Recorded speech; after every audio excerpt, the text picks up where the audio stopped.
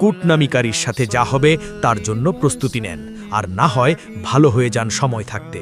কুরআন মজিদে আল্লাহ তাআলা একে মৃত ভাইয়ের গোশত খাওয়ার সাথে তুলনা করেছেন। সূরা হুজুরাত 12।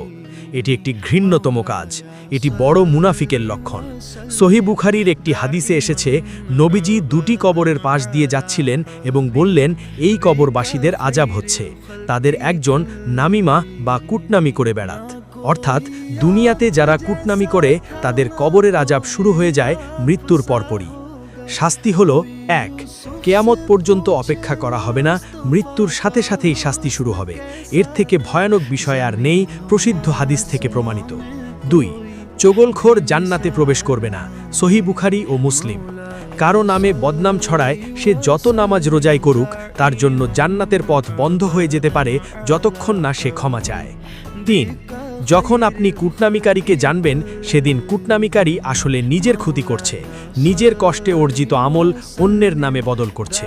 তারা যখন আপনার বদনাম করে তখন তাদের সারাদিনের ইবাদতের সওয়াবগুলো আপনার আমল নামায় চলে আসে। আপনার যদি কোনো ছোটোখাটো গুনাহ থাকে তবে তা তাদের আমল নামায় চালান হয়ে যায়।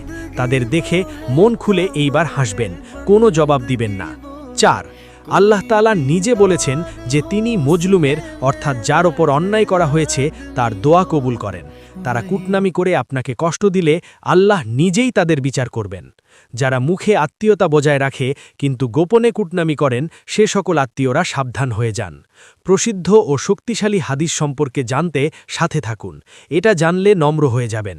এমন আরও ইসলামিক ভিডিও ও স্বাস্থ্য টিপস পেতে সাবস্ক্রাইব করুন। আসসালামু আলাইকুম ওয়া রাহমাতুল্লাহ।